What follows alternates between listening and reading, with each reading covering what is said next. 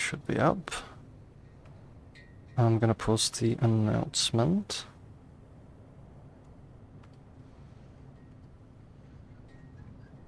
Hello, hello. Let's see if we get people in there. We need to move this one a little bit so I can read it. Hello. Do we have people on the stream? Hello, can you hear us? Can you hear us? Hello.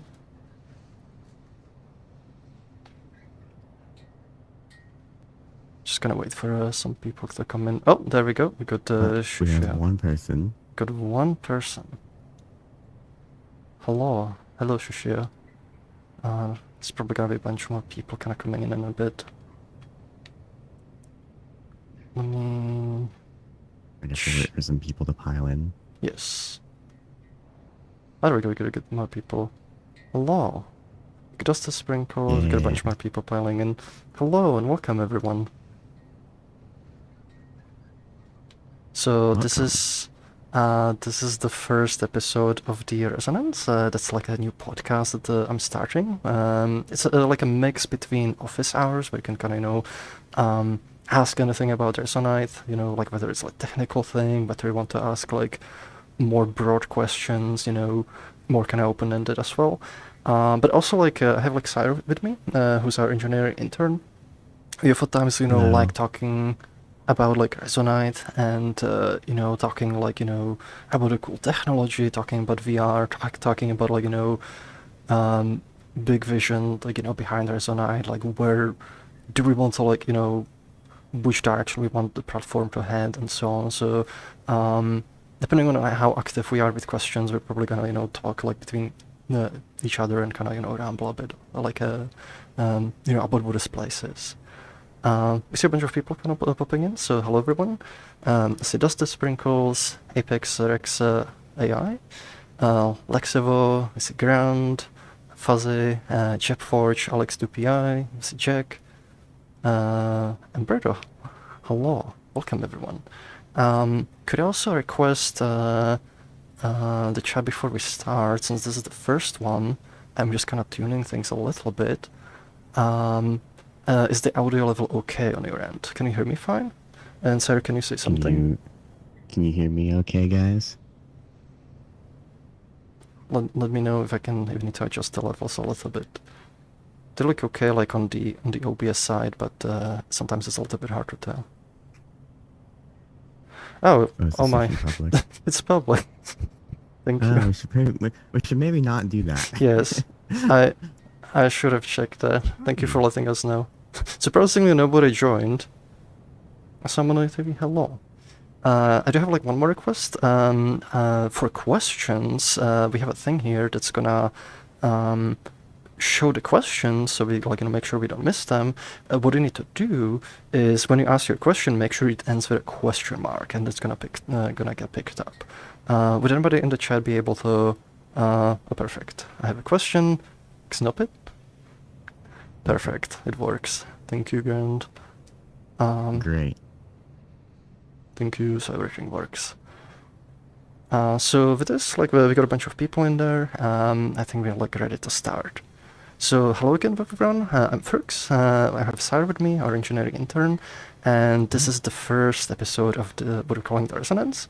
The idea is like this is gonna be a mix of office hours, so we can like ask anything about Resonite, whether it's a technical question, whether it's like more philosophical about the platform, whether it's like more specific or open-ended, and we'll try to like ask answer those questions as best as we can. But we're also gonna like talk a little bit more in broader terms. What is the direction of the platform? What's like the big ideas behind it? Because we don't want to keep things just kind of like to the wire, where it's like dealing with individual technical issues, but also like what are sort of the driving forces, like what we want the platform to do, like in general, irrelevant like any kind of specific features. So with that, we can start answering questions, and if there's like if there's like not too many of them, like we can like just talk about things. We already have like a few questions popping in. Jack is asking, are you using my chat? I'm actually not. Like I don't know where I saved it. I was kind of looking for it before the start, and I was like, oh, I can't find it, so I'm using a little bit older one. I'll have to procure it. Then Ozzy is asking, of course, is Glitch cute? Yes, he's cute. It's proven right here on the stream. Kranike, joke. Is mayonnaise a Protoflex node? No, but like there's... I have a list of ideas for April Fools, and there's a food-related Protoflex node in there that might pop up at some point, maybe. Is mayonnaise a Protoflex node? Question is, what would it do if it's like, you know, Protoflex node? Because mayonnaise, like, that could be a data type. That is true. Or would it produce like mayonnaise? Or maybe you have like a number of inputs, like, you know, you need to input like eggs, you need to input like, actually I don't know what goes into mayonnaise. Well, I think egg is in there. We have the leaky impulse bucket. Maybe we could have the leaky mayonnaise bucket. We need mayonnaise outputs. Yes. But yeah, that's hopefully that answers your joke question with more jokes. Then we have... Yes. Oh, sorry. Oh no, go ahead. I was just going to read Jack's, if that's fine. Okay. Jack says, I have a pretty broad question, but I assume it's going in the same direction you're already heading. Where do you want to see Resonite positioned within the VR/social VR space? This is a good rumble-inducing question.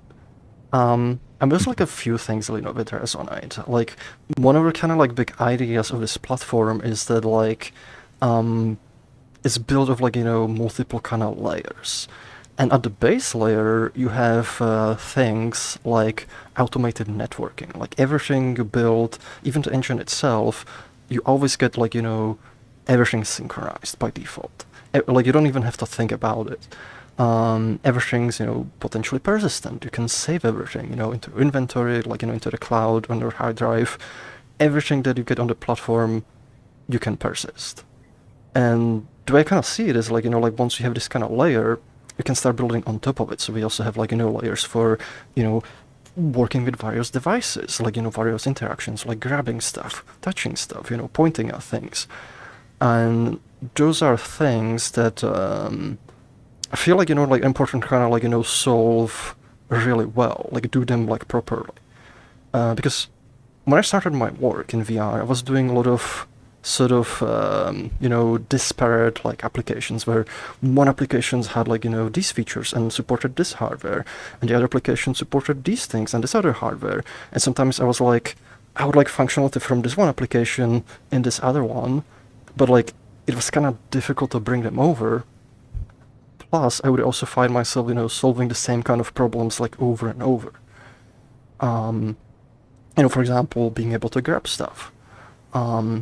So one of the driving forces was, you know, to create sort of a framework, create like a layer where everything's part of the same shared universe. And sort of like, you know, build like a, pretty much like an abstraction layer. It's kind of analogous to like if you consider stuff like programming languages, where the really old ones, you know, like you had like assembly programming, and you had to like do a lot of like, you know, stuff like managing memory, like, you know, like you have to like where is this stuff, and managing your stack, and doing a lot of kind of like manual work to like, you know, make sure the state of everything is correct. And then came like, you know, higher level programming languages where they would essentially do it for you, and they would let you focus more on the high level. What do you want to do? What I want, like, personally, what I want, like, you know, Resonite, like, to do in the, like, you know, the VR social space is do, like, similar kind of paradigm shift for, you know, applications where no matter what you build, you always have, like, you always have real-time collaboration. You don't even have to think about it. You can always, you know, interact with multiple users. And you always have, like, you know, persistence, and you always have, like, integration with lots of common hardware. So to me, like, the social VR layer, it's almost like, you know, is the basis. you always have like, the social stuff, like you can, join people, you can talk with them, you can be represented as your avatar, but then everyone can build lots of different things. Some people will just socialize, some people will play games, but some people will, build like a virtual studio. Maybe they want to produce content on here, maybe they want to produce like music, maybe they want to program stuff, and they're able to like use Resonite, a sort of framework to do that, and kind of share like, whatever they make like with other people. So like if you're good at building tools, you can make tools, like I mentioned, for example, producing music. Say somebody makes really cool tools. Now other people who do like to produce music can take those tools made by the users, and because they exist within the same universe, you can build your own music studio, and you have all the guarantees, that I mentioned earlier. With your music studio, you can invite people in and collaborate with them no matter where they are. You can, save the state of your work, or maybe say you can make a really cool, like, audio processing filter or something. You save it, you can share it with other users, and it kind of opens up, this kind of like interoperability. And I want to like Resonite to be general enough where you can build like, pretty much any application, like whatever you can kind of think of, you can build on here and get those guarantees. Kind of similar, how you have a web browser, and web browsers, they used to be, just browsers for websites, but now we have like, fully fledged applications. You have like, you have your office set, like, with like Google Docs, there's version of Photoshop, there's, we can play games, there's like so many applications on the web, that like, it essentially becomes like, its own operating system in a way. And I want Resonite to kind of do similar thing, where the platform itself, it's like the analog of the web browser. You can build any kind of application in it, but also you get the guarantees of the automated networking, of the persistence, out of the integration like with the hardware, and other things solved for you, so you don't have to keep solving them. So that's pretty much like, in broad terms, like what I want Resonite to do. So I hope that Bramble can answer that question well. I think it answered it pretty good. It's kind of like because when you were talking about this, I was thinking of way back before like we had any sort of like proper like type of game engine. You'd program all of your code, all of your games. You would just program them raw. You didn't have Unity, you didn't have Unreal. Yes. And if you wanted to collaborate with people, you had your immediate vicinity of like the people who you lived around. And then now you have like game engines and stuff, which, integrate a lot of the typical stuff that you would need to make a game. But, you're still limited to basically working, over a Skype call, or again with people, close to you physically. But now this is kind of like a layer on top of that even. Yes. Where now, as social creatures, we don't really have something like this in that sort of space, and now we do. And being able to have that same sort of collaboration like you could have in real life, with people working next to you, you can have from people who live 1,000 miles away, across the entire world, and you can work on a like different continent exactly even. as if you were, you can work exactly as if you were right there, and a lot of the things that you'd expect to work just kind of do, like, oh, you can see my context menu when it comes up, you can see this inspector I'm opening. It's just like, putting a piece of paper down on a table and working on it with someone standing right next to you. Yeah, that's like a really good point. Like there's actually another thing, that I've seen that like inspired me is like, seeing like engines like Unity and Unreal. Because it used to be like when you wanted to make a game, you pretty much had to build your own engine, which is like, on itself, this big undertaking, and you needed like bigger studios. But then game engines like, came out that were like more generalized, and what essentially did, they kind of, they raised the minimal bar, like where suddenly everybody has access to a fully fledged game engine, and it's no longer a problem you have to, solve on your own. And now you have like, small studios, like even just individuals who are able to build games and applications that previously would take like entire teams of people to do. And what I like see Resonite is like, doing that same thing, like just kind of pushing it even further, where we like, go from the game engine, where we go like, from just the game engine, instead of like, where you don't have to like, worry about stuff like, graphic, like, making a rendering pipeline, making a system like, for updating your entities and so on. Now you have additional guarantees like, the real-time collaboration, synchronization, persistence. That's all just kind of comes for free, and you don't have to solve those problems, and you can focus even more of your time on what you actually want to do in the social VR space. What do you want to build? How do you want to interact? So that's definitely like very good point too with, the game engines. Yeah. I think we're probably gonna move to the next questions because we kind of rambled about this one a bit. So we have a. I think that one. Go ahead. But I think we can answer that one pretty thoroughly.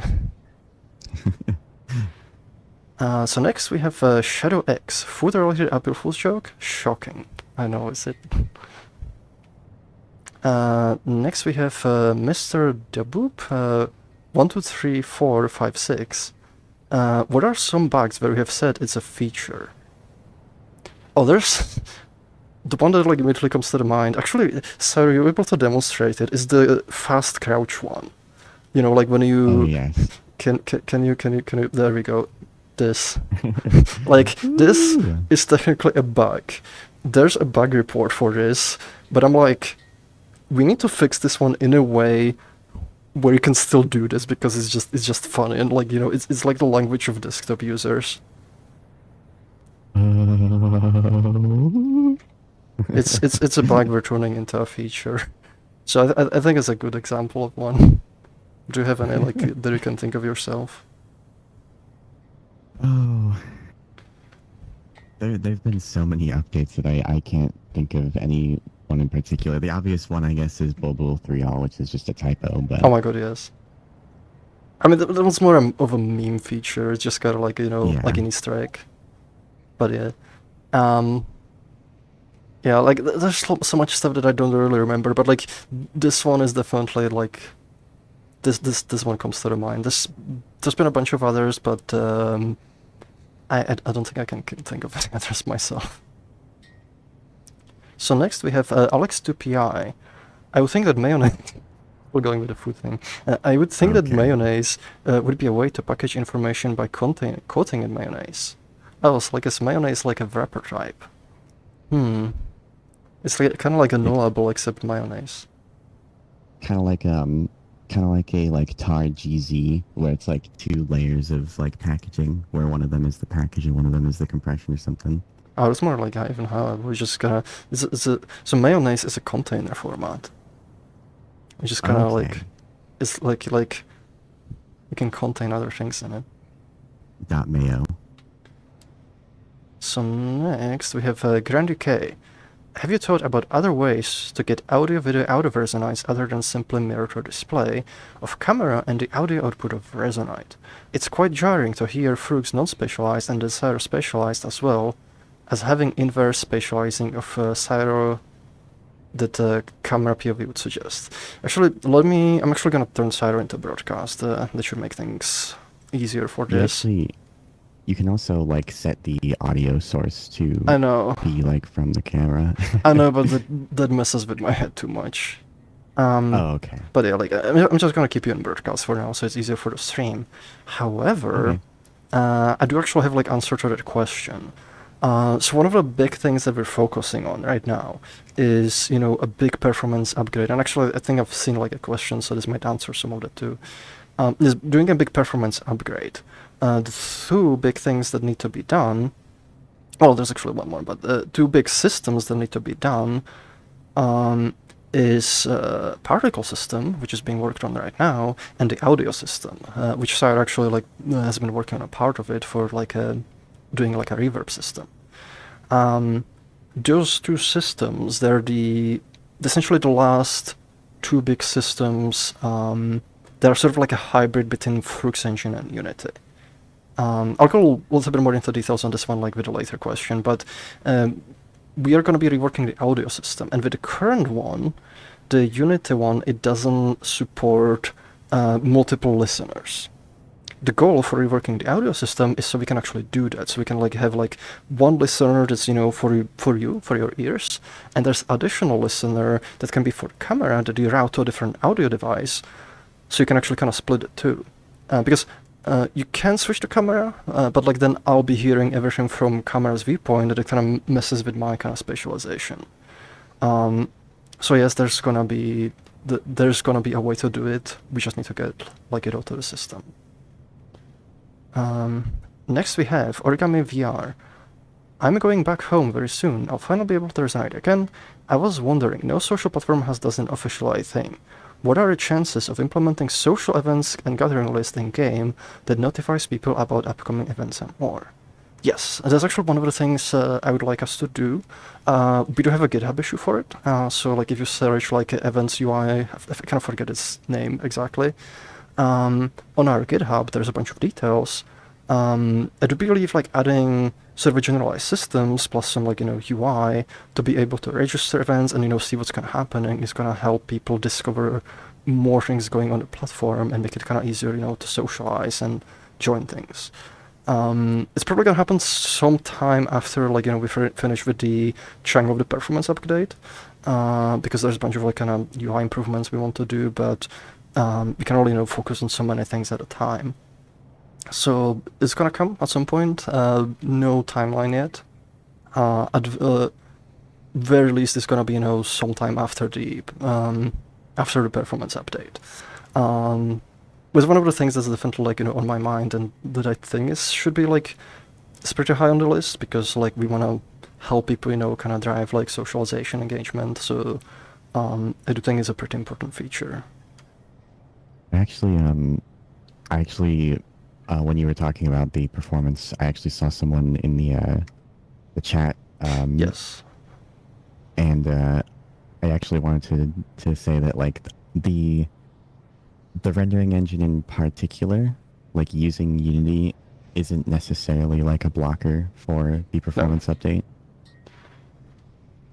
I'm actually gonna like cover like this because I see like there's like two questions that are sort of like related to this, so I'll go like a little bit more like in detail on this one. We have Skywin Kitsune asking, Froox, could you explain the roadmap to big optimization update? Where are we at in that process? And then we have Glavin VR asking, what are some of the big milestones still needed to move the client applications to Net 8? I know the particle system is one of the prerequisites, but there are some other prerequisites that can we look forward before the shift. So these two questions it's pretty much like, you know, is the same kind of question. So like I'm gonna cover this in one. Let me actually bring my brush, because I feel it would help. It would help if I kind of like, you know, draw a diagram. I'm gonna turn the camera to manual mode, so like it's not kind of moving around for this. Where's my brush? Give me like a second. Tools. I should have gotten one already, but geometry line brushes. Yes, Sayuri will dance to entertain while I look for the brush. I think this one should be okay. There we go. So let me see. So this looks pretty visible on the camera. So just to kind of give you like an idea, consider, you know, let me actually make this a little bit bigger. So consider like, you know, this is Unity. It might be glowing a little bit too much. Let's consider like, you know, this is Unity. And like, you know, have like Unity stuff, you know, there's like, you know, whatever it's doing. And then within Unity, we have Froox engine. So this is, you know, Froox engine. So right now, because Unity, Froox engine is contained within Unity, is using Unity's runtime to run its code. It's using the Mono. The Mono framework, it's very old, and it's kind of slow. which is why we kind of want to move Froox engine to .NET 9, because we were originally saying .NET 8, but I think it was like this week or last week a .NET 9 release, so we're going to target that one. But the problem we have right now, like, you know, to do the move, there's like two systems where there's sort of like a hybrid. So Froox engine, most of the stuff, most of like all the interactions, all the scripting, networking, physics, you know, interactions, most of it's like fully contained within Froox engine. So like, you know, we don't have to like worry about it. That's already kind of nicely contained. But then, what we have, there's like two systems which are sort of like a hybrid. They kind of like exist on both sides, and it's particle system. So we have a particle system, and the second one is sound system.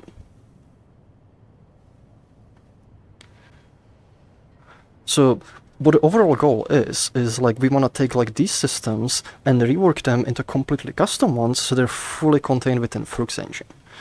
Once that kind of happens, there's also like, you know, interaction with like all the Unity stuff.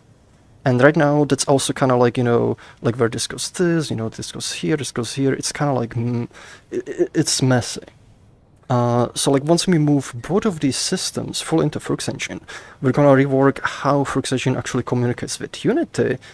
So it's sort of like, you know, a much simpler pipe where it almost like, you know, it sends like a very self-contained kind of like package and be like, render this stuff for me, please.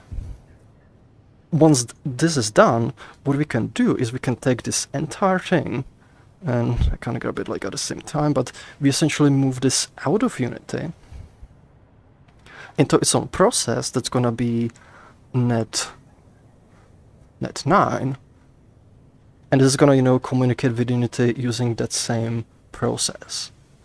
And is this switching to like the much modern net 9 runtime, that's gonna provide a big performance like uplift. The reason for that is because net 9, it has a much better JIT compiler. That's essentially the component that takes, you know, our code and it translates it into like machine code that your CPU runs. And the one that's in net 9 produces like at least an order of magnitude like better code. It also has better, like more optimized libraries that are part of like net framework that are being used, and also much better garbage collector, which is another thing like on the Unity side that's slowing things down. We've already done a thing where for the headless client, we've moved it to .NET 8 like a few months back, because with the headless client you don't have the render, which means it already exists outside of Unity. That made it much easier to actually move it, you know, to the modern .NET runtime. And the headless client is pretty much like, you know, it's still this. It's the same code. Like, it's not a separate thing from, you know, what we're running right now. Like 99% of the code is the same. So by moving it first, we were able to see how much of a big performance uplift we actually get. What we found, and we've had like a number of kind of community events that have been hosting, you know, kind of big events, we've been able to get like way more people on those headlesses. Even with those headlesses, you know, computing everybody's avatars, computing everybody's, you know, IK and dynamic bones, while still maintaining like a pretty high frame rate. So thanks to that, we are confident that moving the graphical client to .NET 9 is gonna give us a really good performance upgrade. The only problem is, like, you know, it's a little bit more complicated process because we do have to rework those systems, and we have to rework the integration before we can move it out. This is also a little bit tangential, but one of the things, once this kind of happens, once we move it out, we can actually replace Unity with Source, which is going to be our custom rendering engine. And this whole process, it makes it easier because we have this, like, you know, very nicely defined way to communicate between the two, which means we can actually eat this away, you know, and put Source in here instead. As to like where we are right now. So right now, if I move this back, I'll move this back, we have the sound here, there we go. So right now, The sound system is still hybrid. The communication with Unity is still kind of like messy. Like there's a lot of kind of like, roots into everything. And the particle system is being reworked. So we're essentially taking this and moving it in here. We are working on a new particle system called photon dust. The work has been kind of progressing over the past few weeks. It's actually getting close to feature parity with the current system, which is a hybrid between Unity and Froox engine. Because the goal is we don't want to break any content. We want to make sure that whatever we've built with existing particle system still works and looks the same, or at least very close to what it's supposed to look. Most of the things are implemented. If you go into devlog in our Discord, you can see some of the updates and some of the progress. The main thing that's missing right now as a major system is implementing our own system for particle trails. Once that's done, it's possible this is gonna be sometime next week. I don't want to make any promises because things happen, but it is getting close to there. We're gonna actually release public builds where you have both systems at the same time. So you're gonna have the legacy system and photon dust. With conversion being something you trigger manually. We'll run a bunch of tests with the community, so we'll essentially ask you to, test your content, test the new system, find any bugs with it. Once we are confident, that it works okay, we are gonna essentially remove the old system, and we make the conversion automatic to the new system. With that, this part is gonna be done, and we're gonna move on to this sound part. The sound system is essentially what handles stuff like audio spatialization and so on. Right now it's also a hybrid. So for example, on Froox engine side, we do our own audio encoding and decoding. Unity is not handling that, but what we're doing is we're feeding Unity the audio data we want to play into individual sources, and Unity then handles spatialization and then outputting it to your audio device. We're going to move that part into our own system, which is also what's going to allow us to, take control of it and build, new features, like for example, having multiple listeners. And we're also going to move the system here. There's actually some work on this that Sarah's been working on that I've kind of asking for help with, because one of the things in the system is a reverb effect. And we essentially need to implement our own because there's also a thing that's currently handled by Unity. And Syro has made integration with a reverb called the Zeta reverb that we're gonna use to replace the existing kind of reverb zones. I don't. Yeah. Would you like to tell us a little bit more about that part? Yeah. So we found a nifty little. So let me actually back up a little bit. So currently, the reason why we can't just keep using this reverb or whatever, the one that we're using right now, is because it uses Unity's, but in turn the underlying reverb uses is it F-mod or something? Yes. And that costs at least $4 to use commercially, I think. But we found a nifty library called SoundPipe that includes a really nice sounding reverb effect. And I have been working on getting the library compiled and integrating it with Froox engine. You won't be able to do anything super duper fancy with it right away, and at least not until Froox reworks the whole audio system. But you'll at least be able to process audio clips with it and make them sound all echoey and stuff just to try it out, which I think will be pretty cool. Yeah. Because then you could just reverbify any audio clip in game. Yeah. You could make a reverb baker, essentially, which I think is pretty cool. Yeah, it's kind of expand the audio processing, because you can already do some trimming. You can do normalization, volume adjustments, fading and so on. So this is just having that code integrated and ready. We can already kind of expose some of it to let you play with it and make essentially sort of tools that can spin off of it before we do the big integration. But yes, like right now the particle system is the major one that's gonna be, you know, fully pulled in. Once that part is done, we're gonna do the sound system, which I expect to be faster than the particle system because it doesn't have like as many things, but we'll see how that one goes. Once the sound systems happens, this is gonna get reworked, integration with Unity, so it's simpler. And once this is done, we move the whole thing out, and it's gonna be the big performance update. So I hope that it kind of, you know, helps like answer. It helps answer, you know, kind of the question. I think I'm gonna clean this up just so it doesn't clutter our space, and we can move to the next questions. I'll mark these two as answered then. Yes. There's actually one thing I was also gonna mention. Even from the particle system, there's actually a few functions that like sort of spawned as extra things. One of them being that you know, have access to 4D simplex noise.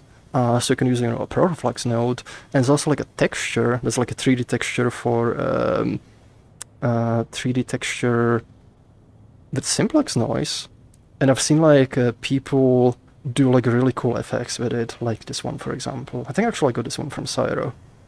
It's like you see how it kind of like evolves in time, and this is like a volumetric effect, so you can kind of like, you know, push it through.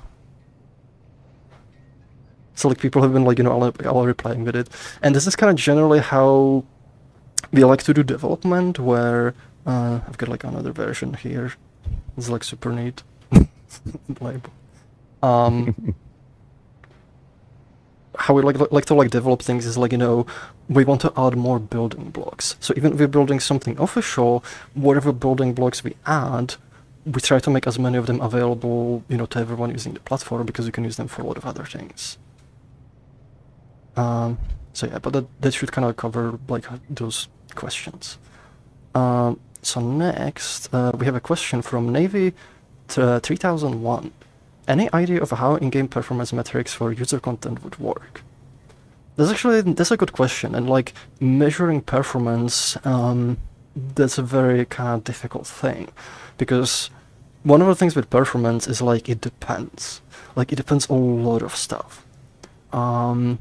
So usually, like you want to have like, you know, kind of range of tools, you know, to kind of measure things. One of them is, you know, you can measure how long individual components take, you know, to execute, and sort of some way to aggregate the data, so you can kind of see, okay, this is consuming a lot of time, this is consuming a lot of time, but the performance impact of something is not always like, you know, that direct, because something can, for example, the components themselves, they can be quick to execute, but maybe the object is, you know, has a really complex geometry, so it's taking a long time on the GPU to render out. The other part is like performance can also differ depending on the scenario. Say you build an object, and the object is doing a raycast, is doing, you know, some kind of checks for collisions. If you have that object in a simple world, maybe it doesn't like, you know, it runs pretty fast, but you bring that object into a world with much more complex colliders, it starts hurting performance, because now those collision checks are needed, like, you know, are more complex. The other example is like, say you use like a node like find child. You try to search for a child in a hierarchy. And if you're a simple world, maybe like, you know, the hierarchy of objects is, you know, it doesn't have too much in it. So it runs fast. But then you go into a world which has way more, and now the performance kind of tanks. Now that thing that was running reasonably fast in one world is running slower in another one. So one of the ideas we kind of had is we would kind of build some sort of like, you know, set of like benchmark worlds.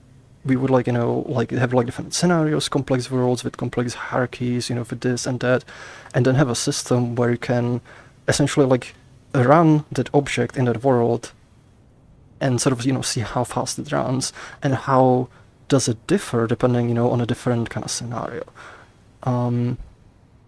Overall, I think this will eventually end up with, you know, lots of different tools. So you have like, you know, you don't have the tools to measure how much the components take to execute, how long the, you know, GPU takes to execute. Just sort of like lots of different tools to analyze different, like, you know, performance things. So I think that's overall, like, you know, like what you should expect. Like once those tools come in, it's not gonna be a single tool, but it's gonna be like, you know, a range of them that will probably keep like, you know, expanding and building upon. Yeah. If I could add a pen to that, Yes. we probably also, because I know this is like come up occasionally in relation to questions like this. We probably also wouldn't like give things like we wouldn't do like an arbitrary limiting system like, oh, you can only have 60,000 triangles, you can only have X number of seconds of audio on you, because Well, we do wanna like add like tools so you can restrict, because like it can like it's not a perfect solution, but like we want to add people, like we want to add tools so people can like, you know, set some limits on things. Because one of our kind of philosophies is like, you know, we want to give people a lot of control. And if you want to run a session like where you can spawn object that has, you know, 50 million triangles and like everybody's gonna be running at like, you know, 10 FPS, but you know, you want to be like, I have a beefy GPU, I want to look at the super detailed model, we always want people to have ability to do that. At the same time, we want to add tools, so like, you know, if you want to host like a chill world, if you want to keep it like, you know, more light, you have tools to kind of like, you know, set certain like limits on the users, how much they can spawn in, how much they can bring in. So we're not gonna make them, you know, forced, but we're much more likely to add like tools where you have the kind of control to decide what you want, you know, in your world, what you want in your experience. The yeah. other aspect of that is like, you know, we have the asset variance system, and we already use part of it. Like you can go into your settings and you can lower the resolution of textures. You can, for example, clamp it to like 2K. So if you're, you know, low on VRAM, you can lower the textures, and if somebody has, you know, 8K texture on their avatar, you're only gonna load it up to 2K. You know, it's not gonna hurt you. But other people, like say somebody has, you know, one of the, you know, 4090 with 24 gigs of VRAM and they don't care, they can keep it like, you know, kind of unlocked. And it's kind of, you know, aligned with our kind of like philosophies, like we give people as many tools as possible to kind of control your experience, but also we don't want to enforce like, you know, limits on people where possible. Yeah, that's kind of more so where I was going with that, is that we wouldn't have like a sort of hard and fast, these are the rules for the whole platform kind of Yes. rules, because you know not everybody's computers are equal, and so maybe I don't want to render your 500 million polygon model, right? um, but we also don't want to. We want to present this stuff in a sort of like unbiased way. Like we don't want to. Like we wouldn't. I wouldn't want to color like 500, like, you know, someone's polygon count in like red or something. That Yeah. would, because we gotta like. Yeah, do there's it a in lot of like such a way that social doesn't kind of add stigma that also kind of comes with that, like we Yeah. don't want to invite. But yeah, I think that that should like answer like this like pretty thoroughly. We should probably like move to the other questions because we got a bunch of them Yes. piling up. Can I answer the next one? Uh, sh- sure. I haven't actually read it yet. Okay, so the Jeb Forge asks, would it even be possible to multi-thread world processing in Resonite? Like if the world is incredibly heavy in the amount of CPU it uses, but since Reso only uses one thread, it's not using all the CPU it could have been. I know multi-threading introduces a lot of problems with thread synchronization. What do you think? I actually have an answer. All right, guys, say it with me. Okay. Oh gosh, the camera's moving. Can you stop the gonna camera work. for a sec? Hold on. Okay, here we go. All right. Say it with me. Resonite is not single-threaded. This is a myth that has somehow spread around that Resonite only runs on a single thread. This is abjectly not true. Yeah, this is the thing like we kind of get a lot, like because I think like people are just like, you know, it runs with poor performance, therefore it's single-threaded. It's like when it comes to multi-threading, it's like way more complex than that. Like it's not a black and white thing. So the way I kind of put it is like, you know, like it's not like an on-off switch. Like imagine like, you know, like you have a city or something, and the city has, you know, poor roads. You know, like maybe there's like areas like where like the roads are very kind of narrow and like it's kind of hard for cars to get through. You can have like areas of the city like where you have like highways and like you can have lots of cars in there. It's not an on-off switch like where you just like you turn a switch and suddenly every road is like wide, but you can kind of gradually like rebuild like more of the city infrastructure to support more of that kind of like high bandwidth. With Resonite, like there's a lot of things that are multi-threaded. There's also like a lot of things that could be multi-threaded, and they're gonna be more multi-threaded in the future, but it's not it's like it's essentially not like a black and white thing, like whether it's like either multi-threaded or not multi-threaded.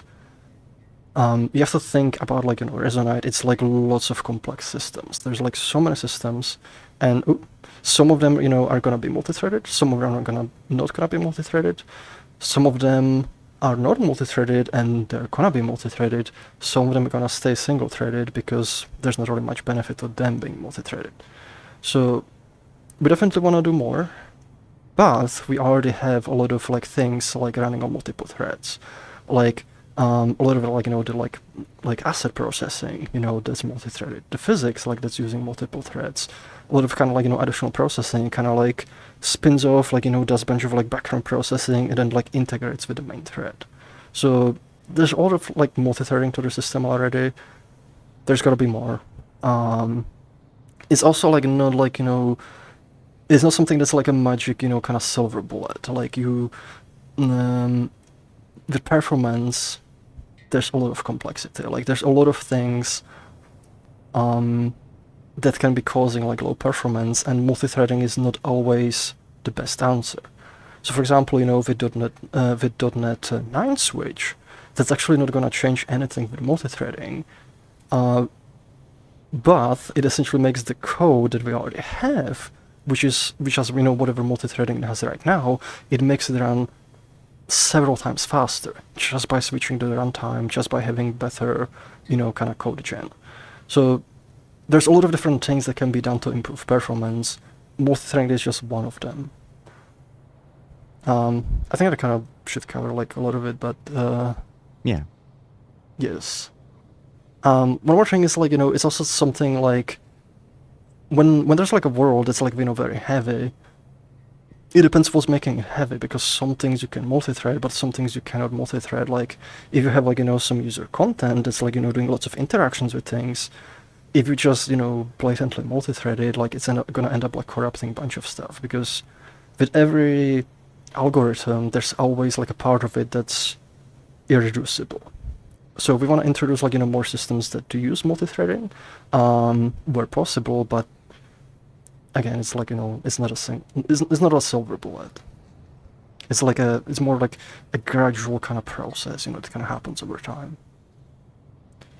Next we have Grand UK is asking, are there roadmaps with time estimates for both development and what you want the Resonite to be? So for roadmaps, we generally don't do like super ahead of roadmaps.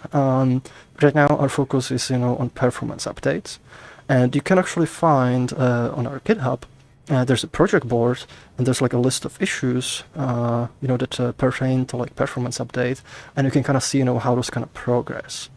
We don't do generally super much like time estimates because the development varies a lot, and oftentimes kind of things kind of come in that like we have to deal with that delay things, or maybe there's like additional complexity. So we don't we want to avoid like promising certain dates when we are not like confident we could actually keep them. We can give you like very rough ones, like for example with the performance with a big performance upgrade, I roughly expect it to happen sometime in Q1, sometime like early next year. We'll see how it goes. But like that would be kind of my rough estimate on that one. After that, we usually like once we kind of finish on a kind of big task, we sort of re-evaluate. Like we see like what would be the next best step for the platform at that point, and we decide are we going to focus on UI? Are we going to implement this thing? Are we going to implement that thing? Because we try to keep our ear to the ground and be like, this is what would give like, the community and the platform most benefit right now. This is like, what's most needed right now, and we kind of like want to make the decision as as soon as possible, or no, actually as late as possible. Next question, we have Jack the Fox Otter.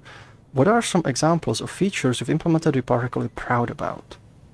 I mean, there's a whole bunch. Like, I do like lots of systems. Like, the one I'm actually working on right now, like the particle system, like, I'm pretty proud of that.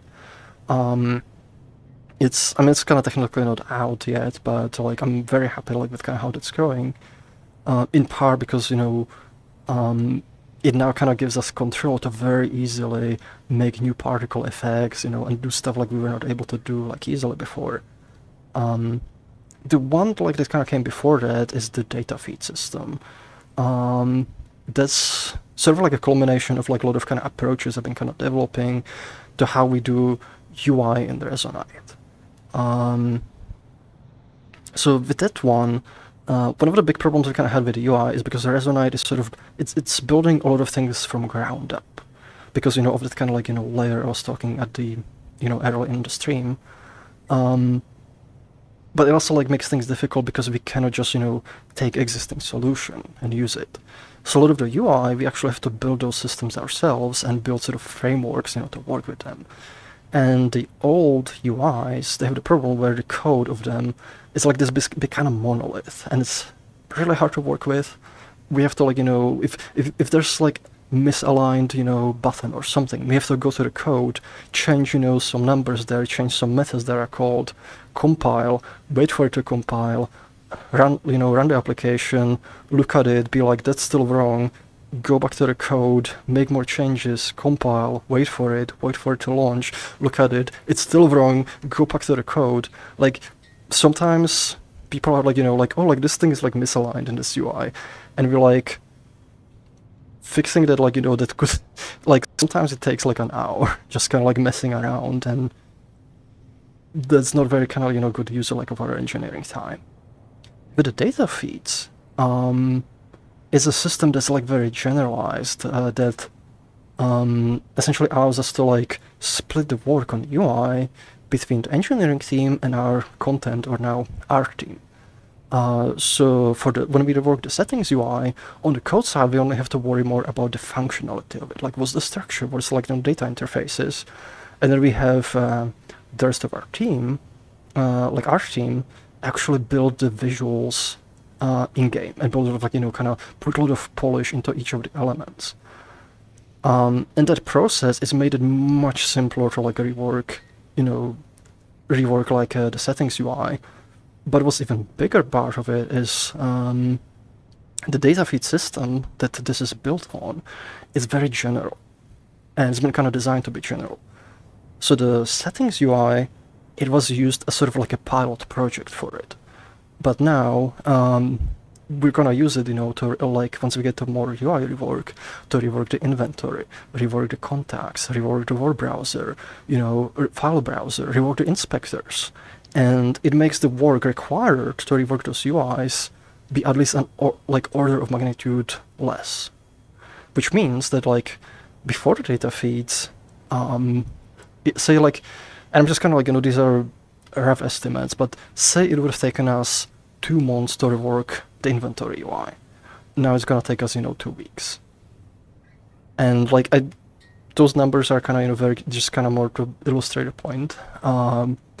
But it's essentially, on that kind of order. Like, it makes it way simpler, it saves us so much time, which means we can rework a lot more UI, in a shorter time span. But overall, like, like, there's lots of things I'm kind of like proud of. Those are just kind of the 2 most recent ones, so I kind of brought them up, and I could like ramble for this for a while, but we have a lot of questions, so I don't want to like, hold things up. But, sorry, do you actually have like one would you like to like share with us, yours? Yeah. I'll try and be quick with it, since we're getting backed up. How long have we been running, actually? We've been, we're coming in at an hour. How long do we want to keep this going for? So my aim was for like 1 hour to 2 hours, depending on questions. We got like those questions, so like I'm okay like going through all of these, but once we start getting under 2 hours, we'll probably stop it. Okay. Anyways, the when you were talking about the build process, that kind of made me think of something that I really enjoyed working on. That was kind of it's kind of one of those things where it's really important, but it's just so invisible. Yes. And what I did behind the scenes is I basically reworked the entire build process of like Froox engine, almost. So since Froox engine's been around for a while, and it's been through many updates to like C# and C#'s project system, we were still using the legacy C# project format, which is called MS Build, and that really only works in something like Visual Studio these days, and it's kind of hard to work with. It's not quite as robust as the like newer build system for .NET, and as a result, there would oftentimes be like you'd have like weird issues if you wanted to add like packages and stuff, and you could only use something like Visual Studio as your IDE of choice to boot. And I saw that, and I decided to poke at it, and it actually ended up being a lot easier than I anticipated because Microsoft provides a nice little tool to upgrade your projects. And so what I did is I went through and I upgraded all of the projects to the new C# format, which means that we can take advantage of like the much nicer project files, which means it's easier to like edit them directly and add actions and stuff. And it also means the engine can now be built in IDEs other than VS Code. You could use, or VS Code, Visual Studio proper is what I meant to say there. But now you can build it in like VS Code, or like you could build it in, you could probably build it in like Rider if you pay for Rider. Yeah. You can even build the engine from the command line now, which is really, really good for automation. like automating the builds. That's a big thing I did that nobody saw, but I'm really, really proud about. Yeah. Like, it's one of those things, like, where, like, it doesn't show on the surface, but, like, it makes, our lives as developers, like, way easier, because I had so many times where I would literally lose, like, sometimes even hours of time just trying to, like, deal with some kind of problem. And having those problems kind of resolved, and, like, have the system kind of be, like, nicer, it allows us to invest more of our time into actually building things like we want to build rather than dealing, with project build issues. One of the problems, for example, that's kind of weird, like one of those weird things is with protoflags. Because for protoflags, it's technically a separate system, and we have a project that actually analyzes, all the nodes and generates C# code that sort of binds it to Resonite. The problem is with the old like MS build, for some reason, even if like if the project that generates that code runs first, the build process doesn't see any of the new files, like in that same build pipeline. So if we ever added like a new node, like we would compile it and it would fail because it's like, oh, like this code doesn't exist, even though it actually exists at the time. It just doesn't see it. With the change Sarah made, that problem's gone. Like we don't have to kind of this whole thing. But the real big thing is like it prepares Resonite for like more sort of automated like build pipeline, which is something we've been trying to move towards too, because that is going to be one of the things that's going to save us a lot more time as well. That's going to make it so we can actually just push code into the repository. There's automated tests that are going to run. There's going to be automated builds. The binary is automatically going to be uploaded, and like it's just going to remove a lot of manual work that happens all the time. It makes bringing on people like me easier too. Yeah, it makes it easier to bring more like engineers as well, because now they don't have to deal with those like weird like issues. I know Prime like he like also lost like sometimes he lost like a day just dealing with like project issues, and there's a day you could spend working on other stuff, and instead you have to just make things work. So thank you, Sarah, like, like for making this, like, this things like this, even though, like, they're not visible to the community, they help a lot. Yeah, of course. So next, we have a question from Fantastic Mr. Foxbox. With sound system updates, can we get a way to capture users' voice with their permission and import audio streams dynamically into the world?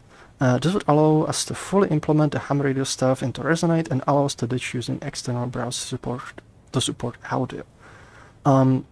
So I'm not sure if I feel like I don't understand enough like about like how you want to kind of capture it.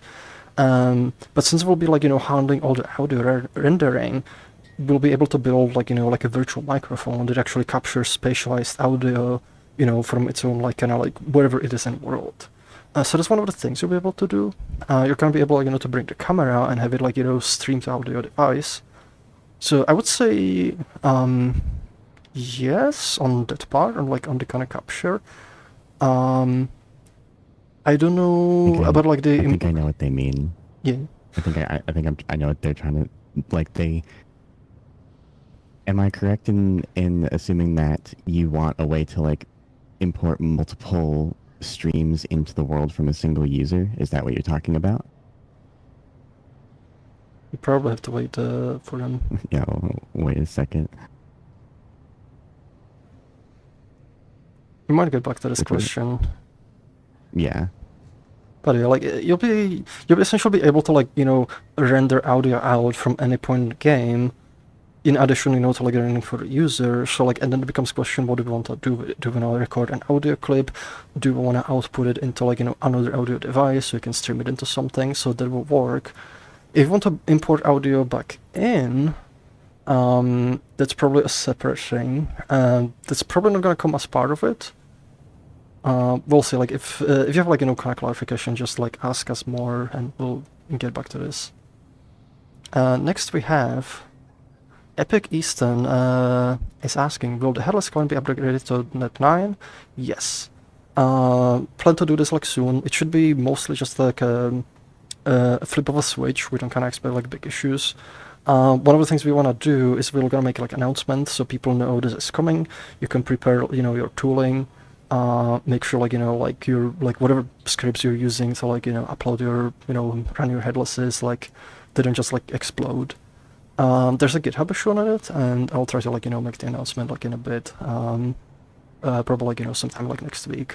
And get people ready. Alex2PI is asking, makes me wonder where's currently a culprit of most crashes. At least on my computer, I mostly see information that Unity crashes. Couldn't you just restart Unity? We also had a discussion about couldn't you just. I mean, so for the first part of the question, crashes, they can have lots of reasons. It's really hard to say, like in general, like you pretty much have to send us the crash log, we look at it, we look at a cal stack and be like, this is probably causing it. So it's kind of hard to say in general. For the part, couldn't we just restart Unity? I mean, that's kind of what a crash is. It's like, it's essentially, breaks, and then like it has to shut down and you have to start it again. So in a way, you're kind of restarting Unity. It's just that like the restart is kind of forced. But this actually kind of ties to some of the stuff with the multi-process architecture for the performance upgrades. Because if you've been here earlier, we've been talking about how like Froox engine is going to essentially be moved into its own process, and then Unity is going to be handling the rendering. One of the things that like I'm sort of considering as part of the design is so like the Unity can actually be restarted. So like maybe. So if Unity happens to crash, we can keep running Froox engine, start a new Unity, and just reinitialize everything. So like I do want to make that part of it, just in general to make the system more robust. So it's possible, but TBD. Like we'll see how that kind of goes. Current UK is asking, I have heard from someone complaints of headless being patron reward. This was particularly a complaint about communities that do want to host events, essentially forced into it to keep events going if the event host crashes. Is there plans later to remove the patron requirement for the headlesses when things are more stable and performant? So at some point we'll probably make it kind of more open. Our tentative goal, and this is like, not set in stone, so like things, might change. Our tentative goal is like we want to offer sort of like a service where we make it easy to auto-spin headlesses and kind of move, Patreon to that. So like if you support us kind of financially, you will get like, a certain amount of hours, for the headlesses, and like we're gonna make it very easy to host. And if you want to self-host, we're gonna give you the headless. We do have to look at it like, from the business perspective, because it is like Patreon is like one of the things that's like supporting the platform and it's allowing us to work on it. So we, we don't want to kind of compromise that, because if we do something with that, it ends up like, hurting our revenue stream, that we're not able to like, pay people on our team, and then we're not able, to work on things, and, things end up kind of bad. We do want it to be like accessible to as many people as possible, but we're sort of like, balancing it like with the business side of things. Next one, Triborg. Sire also did FFT mod a while ago. Having an audio system that could make be just part of the game, like waveform visual is, or be able better detection of bass music effects. That's actually separate from, because like that happens fully like within Resonite. The audio system is more like, about the rendering the audio output, and like pushing it to your audio device. Next we have, I'm kind of just speeding through these questions because we have a bunch. Skyrocket soon. A few people have mentioned that they are not happy with the new walking system and how goofy it looks. Are there plans to continue to improve that? It got better last update, but people are still not happy. And we can always like improve things. We just released, an update which we released an update like which integrates some of the kind of community like settings, which would make it like look way better. For things that are like, that people still find us on issues with it, like we will need like reports on those, because right now, like, like we're not sure, like after the update, we're not sure what's making people not happy about it. So we have like kind of more concrete stuff to work with. I suggest people, kind of like make kind of like reports so we can know what do we focus on. But yes, in general, like we are always kind of, willing to improve things. We want to like, we want to make, essentially want to like, make like it as polished as it can be. But we also need like, more kind of hard data to kind of work with, so we know like where to invest our time. Next we have Terborg. What is causing virulence for sometimes when Froox moves? I'm not sure. It could be just the bloom on that thing, maybe. It's his radiant yellow complexion. Well, your resplendent visage. Oh, this is actually very large. What was the answer to this? So these are just looks like questions within the chat. Erlash, 86. Who's the second person here on the camera? This is Syro. He's our engineering intern. Hello. Hi. How you doing, guys? It's me. Next we have Skyward Kitsune. Questions from Tara Whitetail, who can't watch the stream now. If video players are going to be updated with current VLC, I have heard from several builders that players use very outdated core. Yes, the system we use right now, it's a plugin called UMP, Universal Media Player, which is built around VLC. Unfortunately hasn't been updated in years, which means it's using like an older version of it. We've been kind of looking into upgrading to actual official like VLC plugin. The problem is it's still kind of not mature enough in some ways. The last I remember, there's like issues where you cannot like have more than like one video at a time. You can only have like one, and like if you try to do another one, it just explodes. There's other things like we can kind of look into, like alternative kind of like rendering engines, but they're also like potential like time and money investment. If the problems kind of like are bad, like we kind of considering like that we might invest into one, but we need to kind of do some testing there and see like how well it kind of works. It's unfortunately kind of like difficult situations because the solutions are limited. So it's something we want to like improve, but it's also kind of like difficult to work with, unfortunately. Can I comment on the next one? Yeah. So Rasmus0211 asks, thoughts on about 75% of all users being in private worlds around the clock? Often new users mention they see practically no enticing worlds. This is not a Resonite problem. This is a problem of scale. Yeah. All platforms have a pretty wide majority of people who just kind of want to hang out and not really, be bothered. And unfortunately, we're not the biggest platform out there. We're still kind of small. And as we grow, that problem will undoubtedly get better. Yeah. It's like it's sort of like, like not like really a technical problem. It's more like a social one because, it's like people behave, a certain way, and it's really hard to kind of like, change that. There's some things we want to do to kind of entice people to make it easier to discover things, like, like we were talking earlier, adding an events UI, so you kind of see, these are the things that are coming up, these are going to be public events that you can join. Right now, I believe there's the Creator Jam event that's like going on, and it's always, every weekend, it's public to everyone. But it depends, what people are kind of coming in for, because people might come in and they don't actually want to join public events. They want to, go into those private worlds. But the question is, how do you make those people, discover, like, the friend groups and, like, who kind of hang out in those worlds. And it's a particularly kind of challenging problem, especially, from the platform perspective, because we can't just, force people into public worlds. People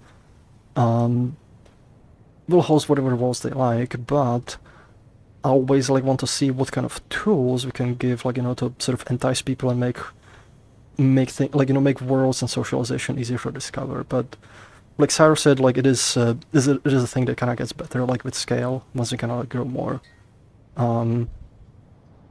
There's definitely like a number of events though. So like if people go, right now, since we don't have the events UI in game, if you go into the Resonite Discord,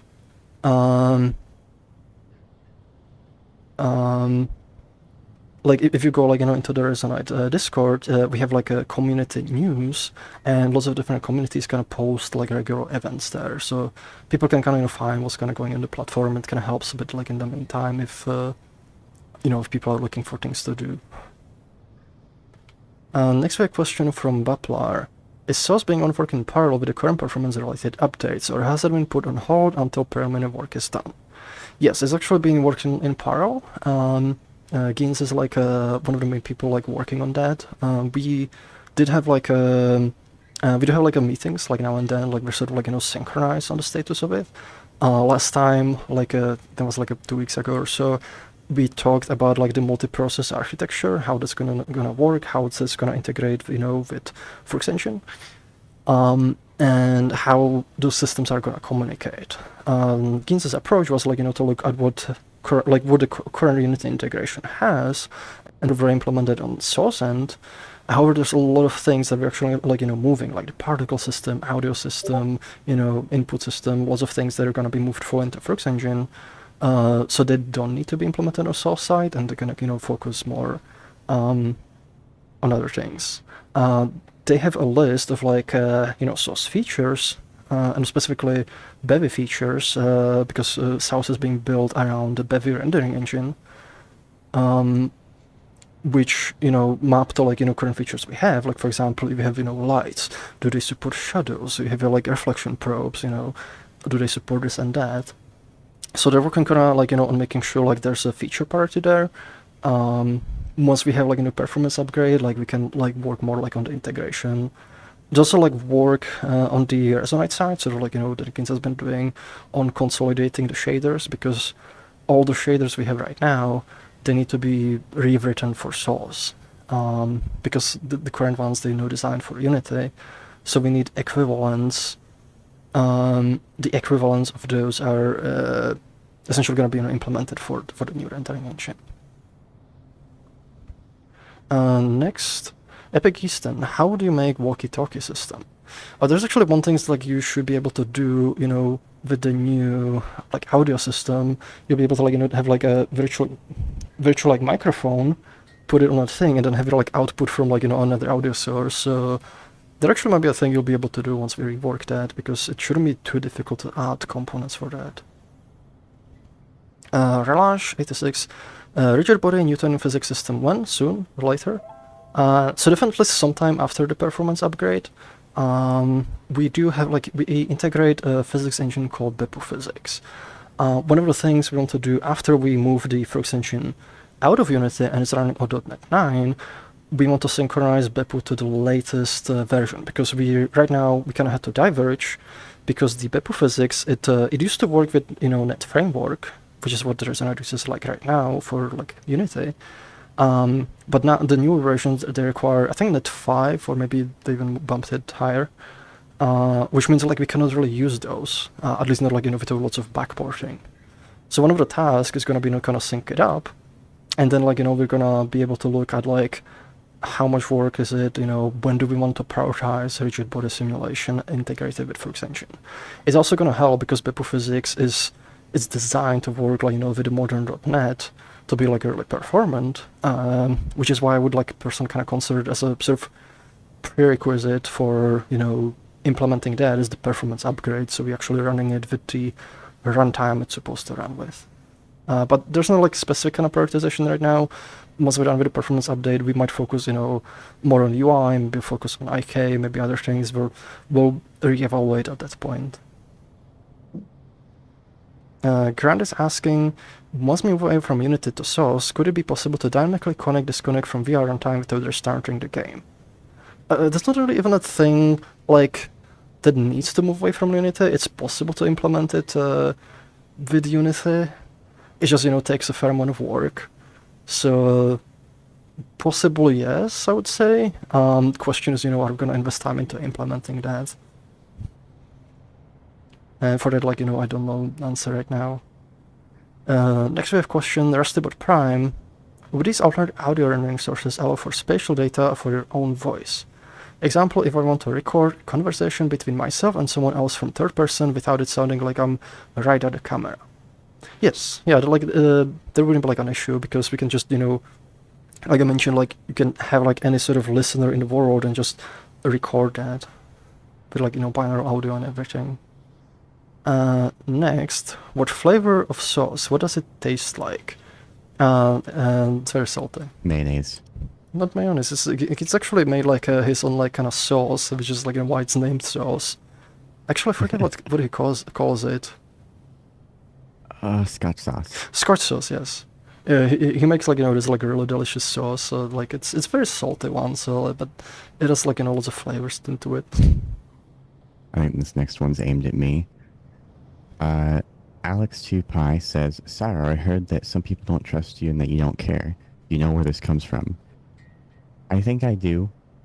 I'm in desktop a lot, and I'm often either working in Froox engine these days, or I'm kind of audio sensitive and I can get overstimulated kind of easily. So sometimes I will, just kind of stand there, or maybe I won't respond so colorfully. But I like having people around, and so that's why, I exist despite that. I also appreciate it when I'll probably open up a lot more if how do I put this?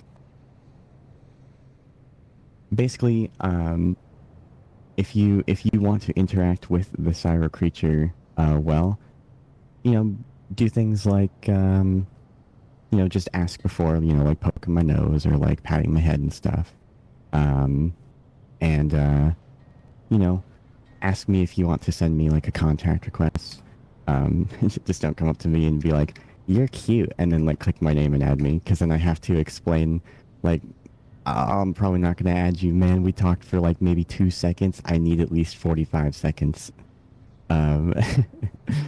But and if you've come across me and I've been in that sort of state where I'm not super talkative, or maybe I seem a little detached, hopefully that sheds a little light on that. I love this place very dearly, and I love all of you very dearly. Mwah. Oh, Sarah's a good bean. So next we have a question from Dan Amos. What's the current workflow for identifying performance bottlenecks? So generally, like the workflow is like something like, you know, it kind of depends because like there's like lots of things that can like, you know, cause like performance issues. So usually it's a combination of those different things, but usually it kind of starts more with just observation, you know, kind of seeing what's running slow, when am I lagging, you know, and so on. And once kind of like, you know, there's that initial observation, we will try to, you know, narrow down to like the root of the issue. And for that, we can use variety of tools. Some of them are in-game. So for example, we have like, you know, stats on how, you know, how much like are certain parts of the process like, you know, taking. Once we need more detailed information, we can, for example, run, you know, the headless client with like Visual Studio profiling tools, and they actually measure, you know, like how long is spent like, you know, in each method, how long is spent like in each code. It gives us, you know, some kind of data. The other part of it is like, you know, doing benchmarking. Once we kind of have like suspicion this thing is, you know, causing a lot of, you know, performance problems, we can write like a test sample and then, you know, run it with different runtimes, run it with different settings, do sort of like, you know, A/B testing, see how things change.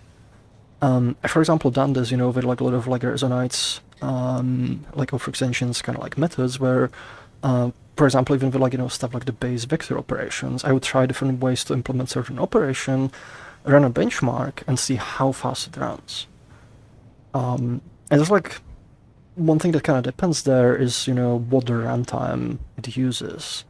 So one thing I would, for example, find is like certain implementations, they actually run faster with mono, and run slower with like, you know, the modern .NET runtime. So there's a lot of things, you know, in Froox engine, like where, like sometimes like people like kind of decompile and see like, why is this like done this weird way? And in some cases, it's like because it actually, even though it's kind of like you wouldn't do it with more modern code, it interacts better with the runtime use at the time. But for example, with these like, you know, the general operations, I would find, you know, if I compare them with the mono in Unity and compare the modern runtime, they would run like, you know, 10, like sometimes even like 100 times faster. There's like some other things that, you know, also kind of like speed up, some things that are kind of the same. But generally, it's just a kind of combination of like, you know, tools. Like it's, we kind of observe, you know, something not performing well. We have like a suspicion, like this might be causing it, and then we just kind of use tools to, you know, kind of dig down and figure out the root cause of that problem. So hopefully that kind of, you know, answers that. I think there are also like some manual profiling tools out there, like Tracy. I know there's some Tracy bindings for C#, which are really cool. Yeah, we definitely want to integrate. That's actually one of the cool things because there's a bunch of libraries that we cannot even use right now because of the old runtime. Tracy, I think it requires like, what was it, like .NET 8 or some new version. It's listed for .NET 7, but I think it's just interop, so it could work, but it's better to just wait. Yeah. But yeah, we do want to integrate like more tools. Like usually, like you have like, you know, your performance profiling tool sets, so like you just kind of like, you know, dig down and figure out like where it could be coming from. Sometimes it's kind of easier to find, sometimes it's harder. Sometimes you have to do a lot of work. For example, you know, with the testing, like I've done before, comparing, you know, the .NET, you know, 5 or whatever version it was, and Mono, I saw like, you know, this code is running way better. So I think this is gonna help like improve a lot, but like it's still usually test, you know, bits and pieces, and it's kind of hard to test the whole thing because the whole thing doesn't run with that new interface. And that's like, you know, why for our current performance update, we moved the headless first. Because moving the headless was much easier since it already, you know, it exists outside of Unity. And we could, you know, run sessions and kind of compare how does it perform compared to the mono one. And the results from that, like we got like they're like, it's essentially like, you know, beyond expectations. It's way faster. So that makes us more confident, and doing all this work to move Froox engine out of Unity, it's really gonna be worth it. Next question we have, let's make this a little bit bigger. Falkitop.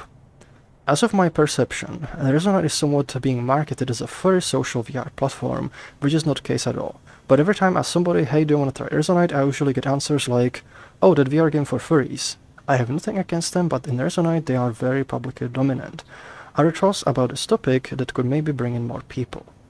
So, we don't really market like Resonite as a furry social VR platform. We actually specifically, Chroma, like we know who's kind of heading our marketing, we specifically, for our own official marketing materials, we show like, different, like diverse avatars, because yes, there's a lot of furries on this platform, and it's also sort of self-perpetuating thing where, because there's lots of furries, they bring in a bunch more.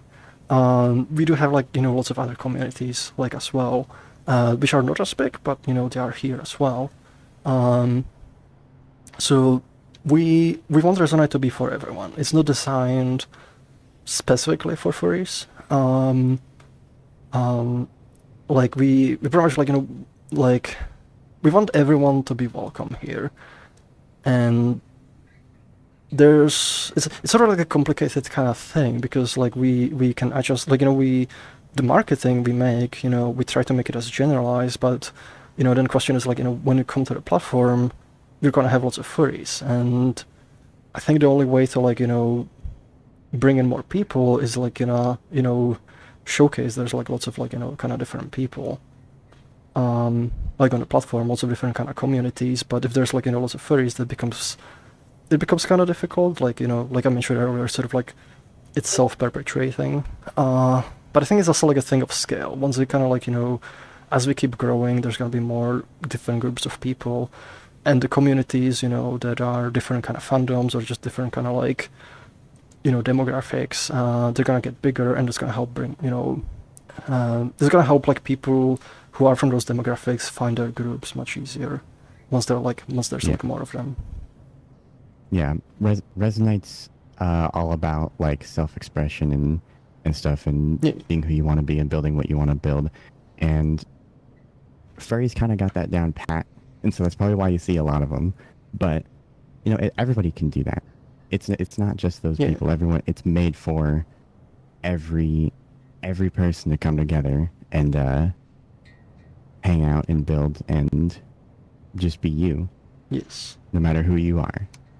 Yeah, we try to make this platform kind of inclusive and for everyone. It's like, it's our goal. We don't want we don't want anybody to feel unwelcome. Unless, like, well, I mean, asterisk, because there's like, we don't want hate groups, people like that. So that one, like, we would have issue with, but generally, we want this platform to be everyone. Yeah, also we're coming up on the 1.5-hour mark. Okay. So we have about like 30 minutes left. And we're getting like towards the end of the questions, so we'll see like how they keep piling, but we might need to stop them at a certain point. So next question, Oran Moonclaw. Is rendering performance being looked into before the move to source as well? From my experience, when the design isn't CPU bound, the rendering can be still quite heavy, forcing me to drop resolution. So there's actually a thing that source will help with. We don't want to like invest super much time into, the current rendering pipeline with Unity, because the goal is to move away from, which means any time we invest, improving Unity, is essentially going to be wasted, and it's going to delay the eventual big switch. Source is going to like, introduce like it's going to use much more modern rendering method. Right now we're using deferred method, which can be quite heavy, like a sort of like, on like a lot of like memory bandwidth and so on. With source, like it's gonna use something called like a clustered forward rendering, which allows lots of dynamic lights while also being much lighter on the hardware. So that should improve like, rendering performance on itself. And once we, make the move, we can look for more areas to kind of optimize things, introduce things like imposters, like more LOD systems and things like that. So yeah, that's pretty much like, unless there's like, any sort of like very obvious low-hanging fruit, with like, rendering that like, would take us like, say less than a day or maybe just a few days to like, you know, get a significant boost in performance, we're probably not gonna invest like, you know, much time into it, and instead like want to invest it into the move away from Unity. Next question, Rustybot Prime. How straightforward is conversion of our current particles to photon dust? I assume Go is seamless to the point of them looking behaving identically, but there is anything current particles can do that photovas won't? Or will that do in different enough way that it'll have to be manually fixed? So the conversion, I can't really answer it exactly yet because the conversion actually isn't written yet. However, the main focus right now is actually feature parity.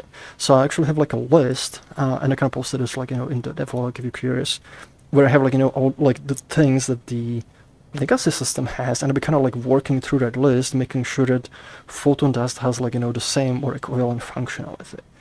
The goal is to make it so it's pretty much equivalent. So like it converts and it will look either the same or like, you know, just very close. So hopefully, you know, there won't be like things that like are too different. However, you know, sometimes those things kind of become apparent like during the testing period. So once those things here come up, we'll look at them and we'll be like, okay, like this is easy enough, you know, to fix. Or maybe this one's a little bit more complicated. Maybe we just bring it close enough and ask people, like, you know, to manually fix things. But we'll have to see how that kind of goes. Sometimes it's kind of hard to like, you know these before it actually happens. But it should have like a feature part, like, well, it's gonna have like a feature parity with like, you know, with the current system. So like I kind of expect most of things to just work. Next we have Fuzzy Bipolar Bear. Is there a way to stop the dash particles from being shown when streaming? I don't think there is. I think we would have to like implement that. Does it show? It does show, yeah. Next, Eki Kadir. What things are currently planned for the whole performance update? I think Net 8 is part of it, for example. So we actually answered this one earlier, so I'm not gonna go like, you know, go into details on this one. But essentially moving to .NET 9, because we're originally going for Net 8, but .NET 9 released, you know, literally just like a week ago or so. In short, currently there's two main systems that need to be moved fully into Froox engine because they're a hybrid system. That's the particle system, which is being worked on right now. There's the sound system, which Cyro did some work on. Once those systems are fully in Froox engine, we're gonna rework how Froox engine interfaces with Unity, and then we're gonna move it out into its own process to use .NET 9. And there's gonna be, you know, the big performance uplift from that. We're gonna post, you know, this video is gonna be like, you know, archived, so like if you're curious in more like details, I recommend, you know, watching it later because we went into quite detail on this like earlier on the stream. So this question in chat. Shadow X, in the future, could there be a way to override values not just per user but inferring context? For example, override active enabled state of a slot or component for specific camera. Basically same concept of RTO but more flexible. So probably not like this.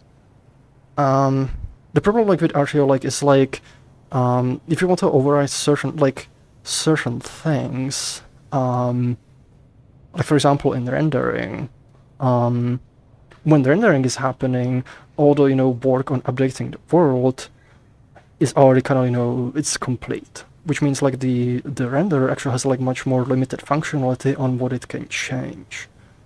Well, probably the best way to handle situations like that is you have like, you know, multiple kind of copies of whatever you want to change, or like whatever system you want to have, and, you know, you mark each one to show in a different context, but like you need to kind of manually set them up, because consider a scenario where, you know, you override an active enabled state, that component, like, you know, it might have all of kind of complex functionality. Maybe there's even like, you know, protoflags, you know, or some other components that are reading the active state and doing things, you know, based on it being enabled or disabled. And once you kind of get into that sort of realm, like, you know, the effect of that single, enabled state can be very complex, where you can literally have a bunch of protoflags that does a bunch of modifications to the scene when that state changes, and it's too complex for something like the render to kind of resolve, because you would essentially have to run a whole another update on the world just to kind of resolve those differences, and the complexity of the system essentially explodes. So probably not in that sense. If you give us more details on what you want to achieve, we can give a little bit more kind of specific answer, but this is pretty much how much I can say on this in general. Granny K, was the locomotion animation system one of the Unity systems that need to be implemented in Froox engine, or was this something else? That one was something else. It came as a sort of a part of kind of business contracts.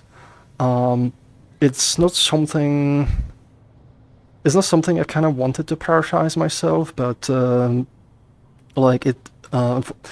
it's kind of complicated situation. But unfortunately, it was it was necessary at the time, and I'm not super happy with how that whole thing kind of went, because it kind of came at wrong time, and it was essentially a lot of, because we don't have a lot of systems for dealing with animation, which would have made these things much easier, and we haven't reworked the IK itself, which would make things also easier. So there was a lot of kind of foundational work that was not there, and also the timeline was kind of really short. So it was pretty much just a month of constant crunch, just kind of working on it, and there wasn't enough time to kind of get it through. So it is a complicated situation, unfortunately. And there's a thing that kind of happens sometimes with businesses, you end up kind of in a situation where you don't really have a good path, so you just have to kind of deal with it. We want to eliminate those kind of situations, and we had a number of conversations kind of internally to see how do we prevent this from happening again, how do we make sure we don't end up in a situation where we have to do something like that, and we have kind of much better understanding of the problem now, where if situation like this were to occur again, we're gonna be kind of better equipped on the communication side. How do we deal with it, and how do we make sure it doesn't kind of mess with our kind of priorities and things we need to focus on.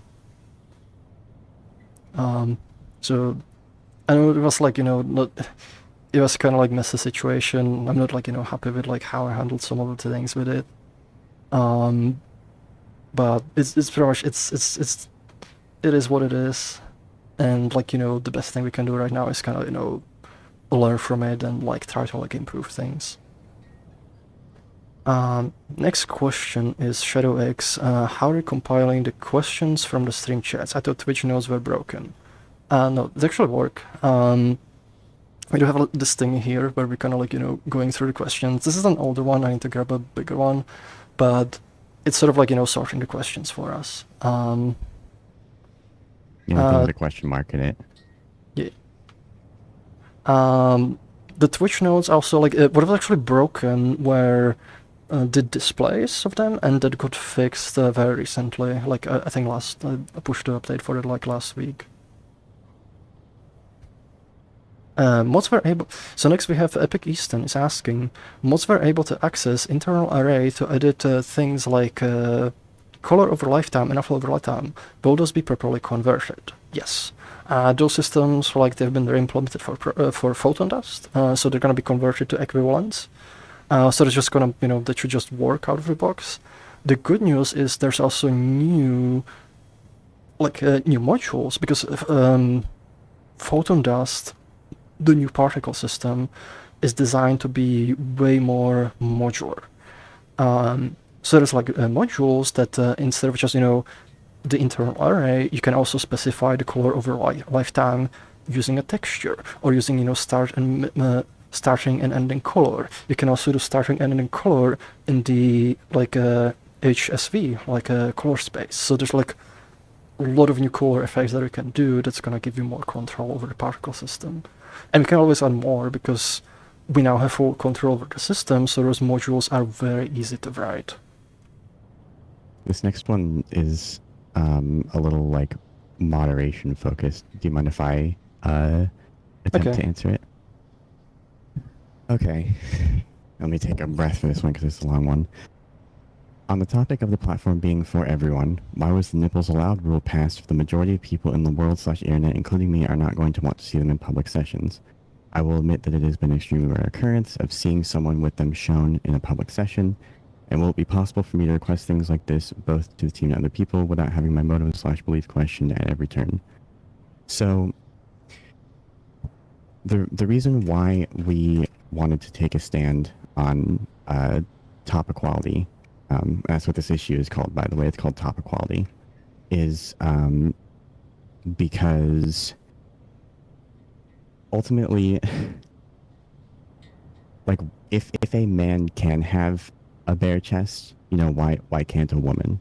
The only difference is that on average women have larger chests than men, and I think we're also an EU-based company, right? So no, from Europe. Okay, this is the stance in a lot of places in Europe too, where top equality is just sort of the norm, and we want to normalize that because we do need this kind of equality. Like, why can't a woman have, you know, why can't a woman be topless, you know, in a non-sexual context? There's just no precedent for it. And let me see if I'm read this question again. I mean, there's also like a thing with this is like we believe like in equality and we believe like in a lot of progress. So like we don't need to take stance on those things, but also like we kind of give you tools to kind of deal with those. So like if it's something you really don't want to see, there's an avatar block function. You can, you know, block those people, they will like not appear for you. There's probably, you know, more things we can do in that area as well. But ultimately we want to be like, you know, very kind of like open and very kind of progressive as a company when it comes to these things. There's also like, I would really recommend like asking this question also in the moderation, like office hours, because the moderation teams, you know, the one that kind of deals with this a lot of detail, and they're gonna have a lot more kind of context for these things. But also like, you know, I don't necessarily believe that like, you know, it's majority of the people on the internet, you know, like having that stance. Like there's a good chunk of like, you know, kind of people like who are kind of like, you know, very open about this, and I feel like, you know, that the chunk is kind of growing. People are kind of getting like, you know, more open with things. But I do recommend like, you know, bringing this like with the moderation office hours. Like they're gonna be able to give you like kind of much kind of better answer to this because they've been dealing with this topic, you know, for a while. So, you know, take what we say like with a little bit of a grain of salt. I don't want to, you know, kind of step on the moderation teams like those with that. Yeah.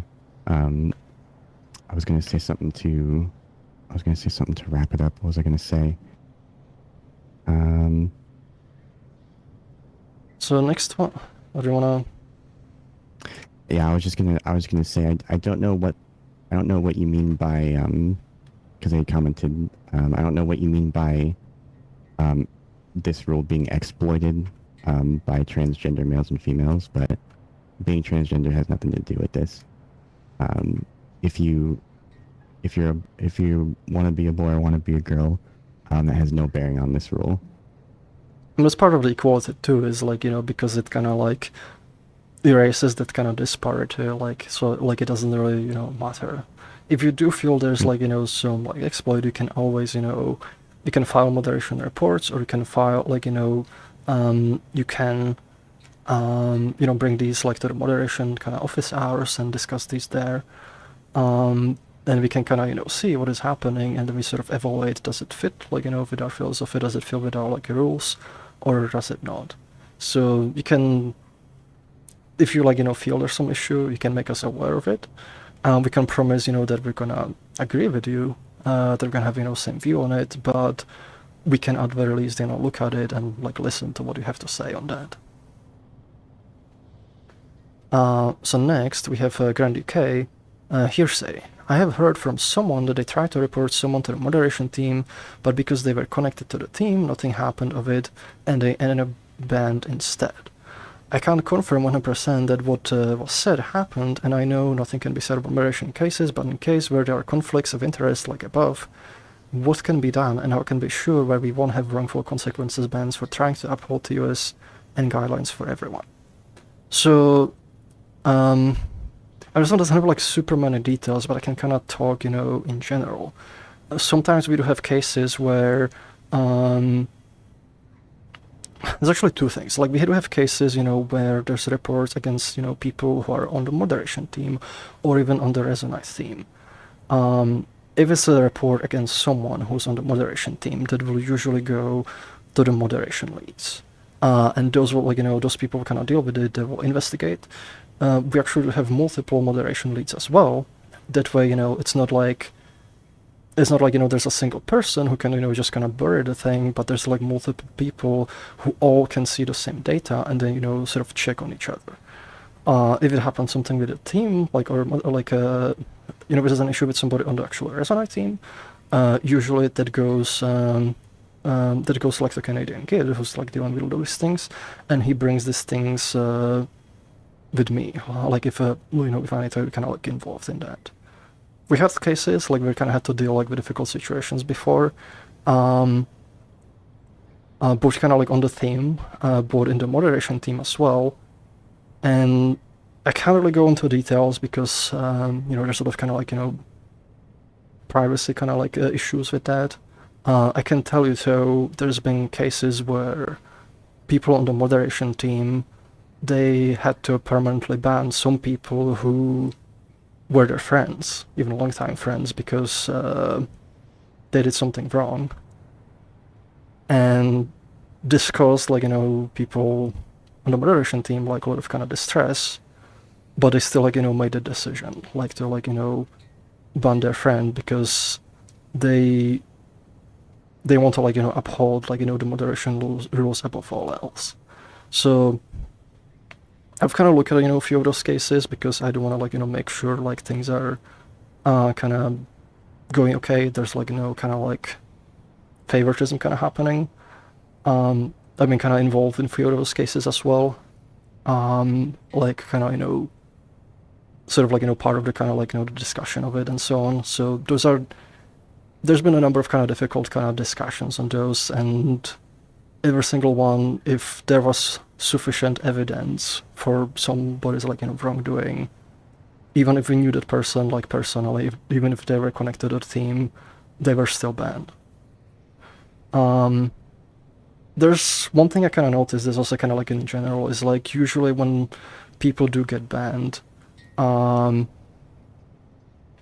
they're almost never kind of truthful about the reason, because we do make sure as part of the moderation, if somebody ends up being banned, usually they will receive warnings first, depending on the severity.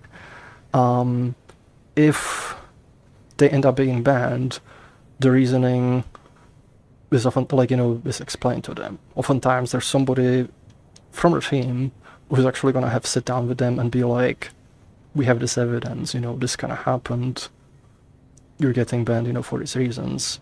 They are made aware of it.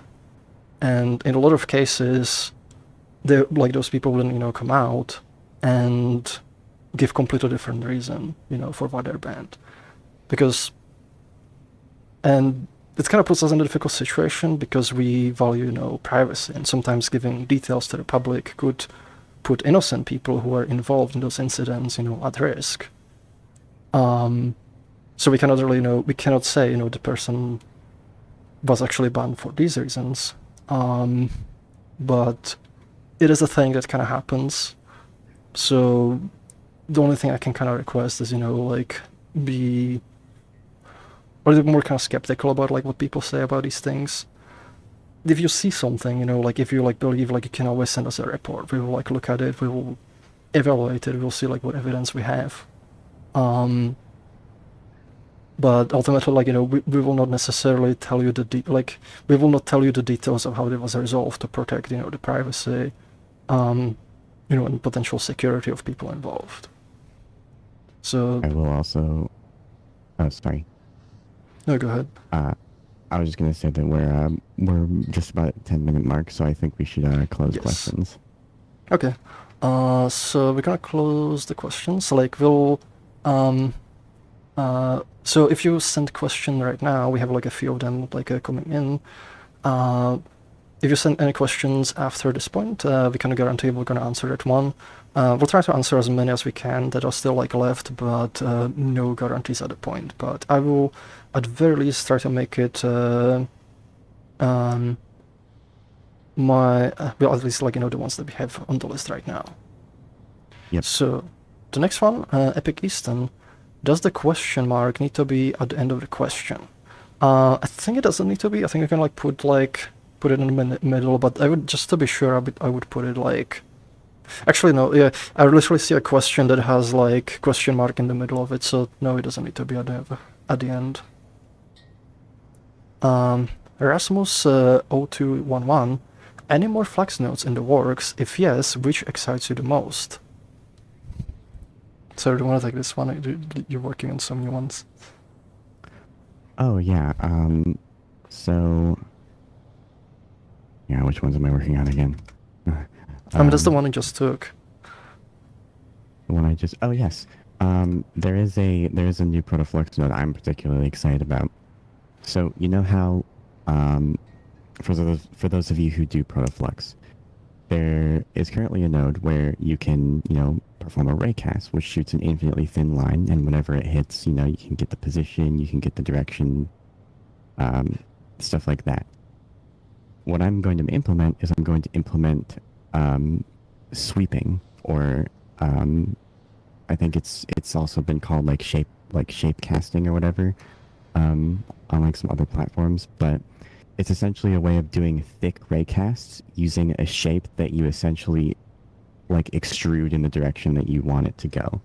So like if you wanted to shoot a sphere in a direction, you would essentially be shooting a capsule however long you want to shoot it, and anything within there, it would hit.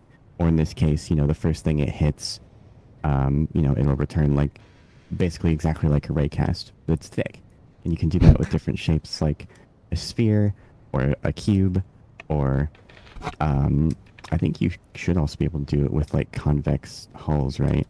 I'm actually not sure we have that one. Maybe. Okay. That one's gonna be But painful. at the very least, you'll be able to do it with spheres and cubes and cylinders and capsules and stuff. But I think they'll be very useful, especially for those of you who make vehicles who don't want your raycasts to, shoot between like two infinitely close triangles in geometry, and now your car is flying across the map. Yeah. Thick raycasts. Yeah, thick raycasts. This also should be like pretty easy one to add, because we do have like a lot of the functionality, like it's already in the part of the Beppu physics engine, and we have exposed, like we use it internally in our own engine. Like for example, the laser is actually using like, sweeps to like behave a bit better, and this is gonna expose them, so you can also use them from protoflux. Yeah. This one seems to be asking something in the chat, so I'm gonna skip this one. Tribe Grey Wolf VR question. Froox absolutely love your still reality videos, a genius. What app are you using to do those scans? Yes, into still reality. So for most of my scans, I'm using a software called Agisoft Metashape.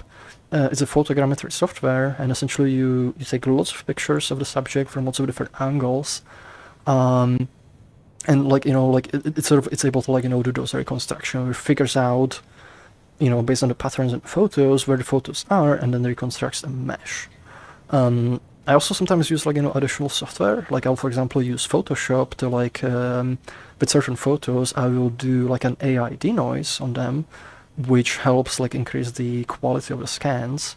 And I'll also do some kind of tuning of the lighting and so on. But I guess Metashape is the main one. There's also one that I kind of started experimenting with a few days ago, and I literally turned my room into It's a software called, actually I forget the first, it's called PostShot. Let me see the full name. Joseph PostShot. And this one's for Gaussian splatting, which is sort of like this new technique, for 3D reconstruction, or more general like rendering, which can reconstruct the scenes with much better fidelity. And we're kind of playing with it, like, because I have all my data sets, I've been just kind of throwing at it and see like how it kind of works with different things. So like I might like integrate that one like more into my workflow as I kind of like go.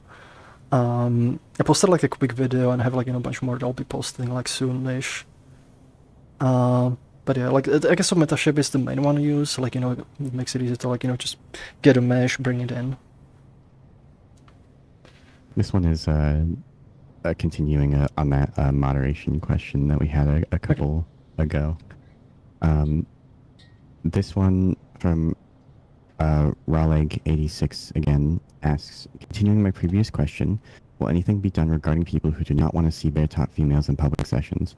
For non-hosts, I'm aware of the already in-place system where you can ask the person to switch avatars/avi settings, and for hosts, they can enforce a dress code, which I am no doubt making use of. So, in the future, we do want to implement stuff like content tagging, and that will come with like the ability to like if things are tagged a certain way, you can like take a checkbox and suddenly you won't see them anymore, right? Yes. So you could make use of that. That's something we will do in the future. But other than that, for the time being, if you don't want to see that, don't go to those sessions. Well, you can still go to those sessions because we do have we do have ability to block somebody's avatar. You literally will just, like I can actually show you if I click on Cyrus' name. Careful, it might ban me from the session. Oh, it should be just block avatar. There we go. See now, Cyrus is gone. I don't have to look at it. Well, I can still see him, but I don't have to look at it like him anymore. Yeah. So that is something I forgot about. It's like this is like literally one of the reasons is like we added it. You have the power, like if some avatar is legitimately upsetting you, you can block it. The other part is if you host your own sessions, you can enforce your own rules. We do allow for that, with some caveats. So if you want to enforce a dress code, that's completely up to you. You have that you have that freedom. Yeah. You can always add additional kind of rules to whatever sessions you want to host. So that's kind of other thing. And eventually the content tagging system, they should make these things more generalized. So you don't even have to go and see it in the first place as long as the content is properly tagged. We can filter certain things out, automatically block certain avatars. We do want to give you the tools, but we don't want to make we don't want to make global decisions just forbidding these things, for everyone. Yeah, and there's a nuance that I was going to get to there, in that if you decide to not allow, let's say you're like, I don't want to see nipples in my world, that also has to apply to the men in the session as well. It is universal. You cannot discriminate. So it's either nipples allowed for all or no nipples at all. It actually reminds me, because there was one thing that was particularly funny to me, with the creator GM, they actually made a nipple gun. They were shooting around the worlds and people got upset and they were like, oh no, it's okay, those are male nipples, they're not female nipples. And it kind of was a funny way to point out to that double standard, for this kind of thing. But yeah. Next we have Verlash86. My question being, will anything be done past at all? We already answered that, basically. I don't know which one this one's actually related to. It was related to the previous one. They sent them in a row. So we already answered this, basically. This might be the last one because we're last minute. Yeah. We already answered that one. Yeah. So I think that's pretty much it. We had a few more come in, but we there's a few more, but this is pretty much the last minute. We've been here for 2 hours. My throat is kind of sore from this. I should have brought some water. But Yeah. thank you everyone, for joining. Thank you, for so many kind of questions. Like we're very happy to answer those. Let you know more, about the platform, and just kind of chat with you. Thanks everyone also for playing Resonite, for enjoying this platform, for supporting us and letting us do this kind of thing. I hope you enjoy the stream. My goal is make this every week. The format might kind of change a little bit. We kind of see how many questions we get next time and so on. We might next time be, for example, outside of Resonite, playing some kind of chill games while kind of chatting with you, but we'll see how it kind of goes, because this one there was a lot of questions. We're kind of focus more on the Q&A, and we'll see how it changes with the upcoming streams. So we'll experiment with the format a little bit, and see and also let us know what you think. Do you like this? Would you like to see some other things? Are there any kind of issues?